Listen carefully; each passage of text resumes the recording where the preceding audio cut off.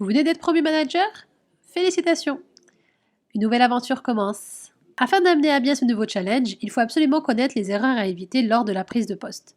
Cela permettra d'éviter de tomber dans certains pièges. La prise de poste est un moment clé de la réussite d'un nouveau manager.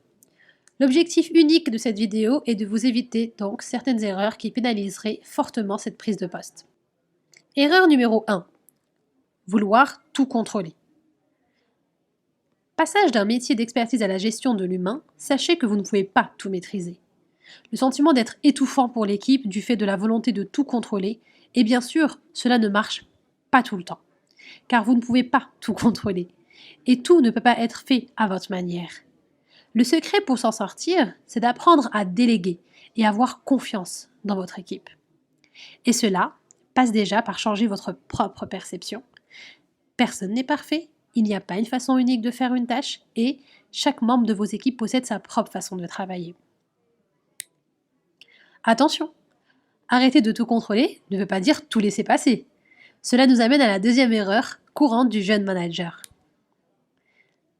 Cette erreur est le fait de ne pas recadrer.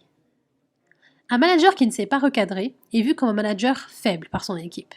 Un manager recadre tout le temps et considère comme tyrannique. Entre les deux, il y a un manager juste. Pas évident. Il y a un curseur à ajuster en permanence entre poser des limites et laisser de la liberté.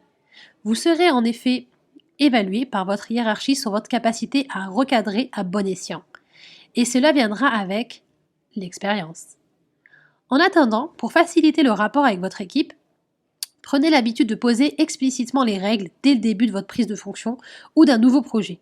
Faites simplement part de ce qui est interdit de faire et de ce qui est permis, en donnant toujours du sens, en étant transparent. C'est une manière de vous affirmer et de rassurer votre équipe. Par la suite, si un membre de l'équipe transgresse une règle, il sera beaucoup plus facile de le recadrer car la règle existe et a été dite. Utilisez pour cela 3 étapes simples pour faire un feedback. Et gardez à l'esprit que vous ne pourrez pas plaire à tout le monde. Recadrer ne fait jamais plaisir, aussi bien pour le manager que pour le membre de l'équipe qui est recadré. Erreur numéro 3. Avoir tout le temps la tête dans le guidon. Le poste de manager s'accompagne souvent d'une nette hausse de charge de travail, on le sait. Vous avez besoin de prouver votre valeur et de montrer qu'on a eu raison de vous faire confiance. Vous êtes alors sur le pont tout le temps. Le manager est souvent vu comme l'homme qui a la solution à tous les problèmes. Et puis, c'est gratifiant que l'on fasse appel à vous.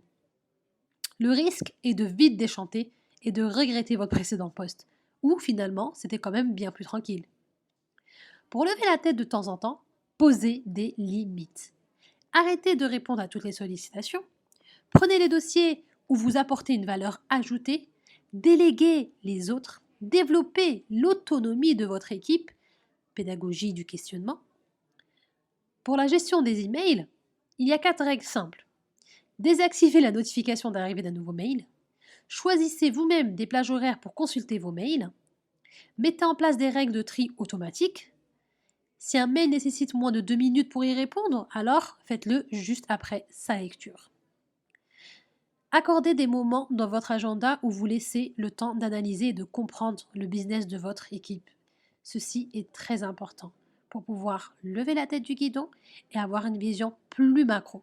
Autrement, vous serez simplement dans le terrain et vous ne pourrez pas voir ce qui se passe autour de vous. Erreur numéro 4. Ne pas travailler la cohésion d'équipe.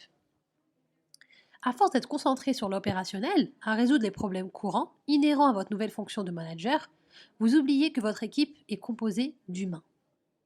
Les personnes ont besoin de créer du lien entre elles et de sentir qu'elles appartiennent à votre équipe. Négliger l'aspect cohésion d'équipe aura des conséquences fâcheuses rapidement.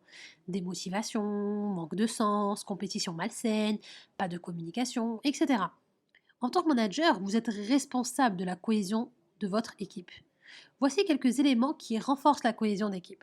Explicitez les règles, partagez votre vision, avoir des réunions régulières d'équipe, demandez les attentes et les besoins de votre équipe, fêtez les réussites ou les événements importants par des petits pots ou des sorties, et que ce soit bien entendu hors travail. Erreur numéro 5. Restez dans l'informel. Quand vous étiez un membre de l'équipe, vous aviez une relation d'égal à égal avec le reste de l'équipe. Vous faisiez partie de la même équipe.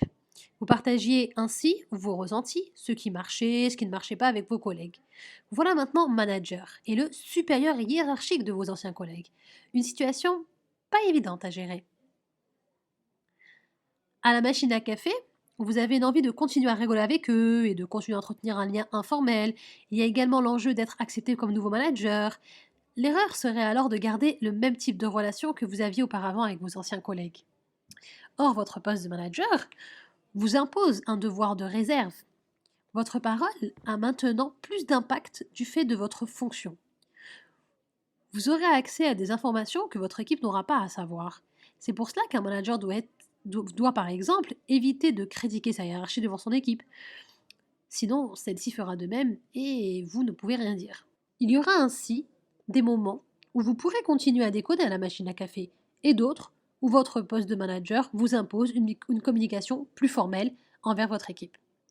Comme la redescente d'informations depuis la direction, changement dans l'équipe, départ, arrivée, horaire, organisation, etc., lors des entretiens annuels et lors d'un recadrage d'un membre de l'équipe, lors d'un one-to-one par exemple. Erreur numéro 6. Prendre son équipe de haut. Vous avez compris que votre rôle de manager change la relation avec vos anciens collègues. Vous êtes maintenant leur chef. Vous mettez de la distance, voire tellement de distance que vous leur rappelez de temps à autre que c'est vous le chef maintenant. Mauvaise stratégie. Cela crée du ressentiment chez vos collaborateurs, ils vous trouvent arrogant et vous passez finalement pour un chef avec peu d'autorité puisque vous êtes obligé de rappeler que vous avez du galon pour vous faire respecter. La solution, elle est simple. Restez humble avant tout et travaillez sous votre posture de manager. Passez de la posture du donneur d'ordre à celle du manager ressource. Erreur numéro 7, prendre les choses trop à cœur. Le manager est au centre de l'attention et s'expose aux critiques de son équipe. Les reproches viennent avec le costume managérial. C'est livré avec. Et plus on monte dans la hiérarchie, plus on est critiqué, c'est bien connu. Comme on ne peut pas plaire à tout le monde, cela va vite devenir insupportable pour vous si vous prenez tout à cœur. Débarrassez-vous de ce message subliminal qui tourne en boucle dans votre tête. Fait plaisir. Il est primordial que vous fassiez la part des choses. Vous êtes par exemple libre d'accepter ou de refuser un feedback. De plus, n'en faites pas une affaire personnelle. Gérez vos émotions est également une compétence clé en tant que manager. Nous venons de voir les 7 erreurs à éviter lors de la prise de poste de manager. Maintenant, vous pouvez vous préparer à ce nouveau challenge. Prenez de la hauteur et identifiez le principal point de vigilance sur lequel vous allez devoir agir. Posez-vous cette question aussi. Quelles sont les 3 actions que vous allez mettre en œuvre pour éviter de commettre une erreur? Et retenez une chose. Une erreur n'est pas irrémédiable, mais nécessitera du temps et de l'énergie supplémentaires pour la réparer.